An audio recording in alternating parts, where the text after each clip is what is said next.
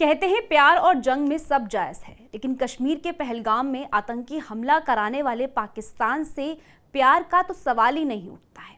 26 मौतों के लिए जिम्मेदार पाकिस्तान और उसके आतंकियों को न्याय के कटघरे में खड़ा करने के लिए भारत सरकार और सेना हर विकल्प को अपना रही है। दूसरी तरफ अगर देश की संप्रभुता और अपने नागरिकों की रक्षा के लिए पाकिस्तान से आमना सामना का मुकाबला भी करना हो तो भारत उसमें गुरेज नहीं करेगा।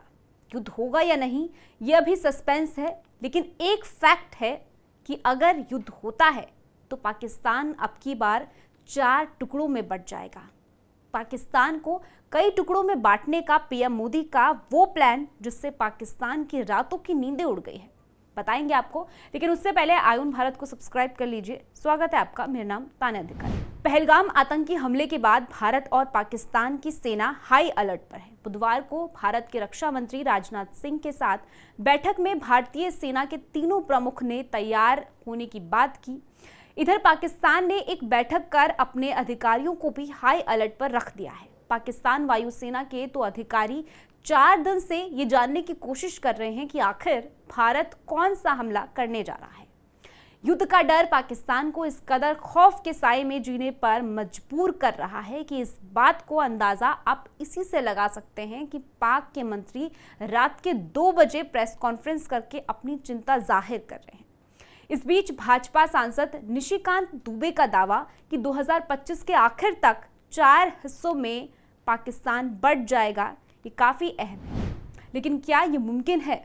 क्या सच में बलूचिस्तान, पख्तूनिस्तान और पंजाब में पाकिस्तान सेना के लिए मुश्किलें इस कदर है कि वो संभाल ही नहीं पा रहा है? चलिए इस बात की तह तक जाएंगे। देखिए, दरअसल लंबे समय से पाकिस्तान में 3 अलग अलग देशों की मांग उठ रही है। पाकिस्तान कई आंतरिक और बाहरी चुनौतियों का सामना कर रहा है।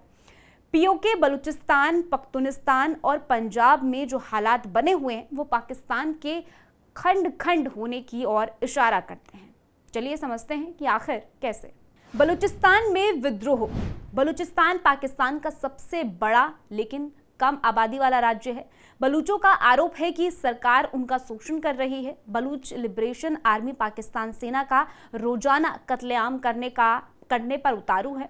वो पीएम मोदी से मदद की गुहार लगा चुके हैं ताकि अलग देश बन सके। पाकिस्तानी सेना ने विद्रोह जितने बार दबाने की कोशिश की है, विद्रोही और उग्र हो जाते हैं। इसका बंटना कोई बड़ी बात नहीं है। पख्तूनिस्तान में पश्तूनों का गुस्सा। खैबर पख्तूनख्वा और अफगानिस्तान के पश्तून बहुल इलाकों को मिलाकर एक स्वतंत्र पश्तून राष्ट्र बनाने का प्लान है। पश्तून तहफुज मूवमेंट जैसे संगठन पश्तूनों के अधिकारों और सेना के अत्याचारों के खिलाफ आवाज उठा रहे हैं। तहरीक-ए-तालिबान पाकिस्तान यहां सेना का कत्लेआम कर रही है। पीटीएम को स्थानीय समर्थन मिल रहा है, लेकिन ये एक सशस्त्र विद्रोह नहीं है, इसलिए थोड़ी मुश्किल है। लेकिन अगर इसके पास हथियार पहुंच गए तो ये पाकिस्तानी सेना पर भारी पड़ सकते हैं। पंजाब में अस्थिरता। देखिए, पंजाब पाकिस्तान का सबसे शक्तिशाली और आर्थिक रूप से मजबूत प्रांत है। पाकिस्तानी आर्मी और पॉलिटिकल लीडरशिप से जुड़े ज़्यादातर लोग यहीं से आते हैं, लेकिन ये इलाका आर्थिक संकट और महंगाई साथ ही बेरोजगारी से जूझ रहा है। पंजाब में कोई सक्रिय अलगाववादी आंदोलन नहीं है, लेकिन आर्थिक संकट और सामाजिक अशांति सरकार के खिलाफ असंतोष को बढ़ा सकती है। लेकिन ये पाकिस्तान सेना का सबसे मजबूत गढ़ है। पीओके पर भारत का ऐलान। इसके बाद आखिर में आता है पीओके। भारत ऐलान कर चुका है कि पाकिस्तान के कब्जे वाला कश्मीर हमारा है और हम इसे लेकर ही रहेंगे। रक्षा मंत्री राजनाथ सिंह ने 8 मार्च 2025 को कहा था कि पीओके के लोग खुद भारत में विलय मांग रहे हैं। भारत का इस बार इरादा पूरा है कि वो पीओके को लेकर आएगा। इस वक्त पाकिस्तान और भारत के बीच जैसे तनाव का माहौल बना हुआ है, इस बीच युद्ध की संभावनाओं को टाला नहीं जा सकता है। भारत के लोग पाकिस्तान से बदला चाहते हैं और अगर युद्ध होता है तो पाकिस्तान की खैर नहीं है। देखिए, युद्ध के लिए 3 चीजों की जरूरत होती है। एक बाजार, दूसरा अंतर्राष्ट्रीय नेटवर्क और तीसरा खुद की सैन्य शक्ति। पाकिस्तान तीनों मामलों में भारत से काफी पीछे है। ऐसे में भारत के लिए पाकिस्तान से युद्ध करना कोई बड़ी बात नहीं है, क्योंकि युद्ध होता है तो पाकिस्तान जैसा देश 1 हफ्ते से ज्यादा टिक ही नहीं पाएगा, क्योंकि उसके पास इससे ज्यादा क्षमता ही नहीं है।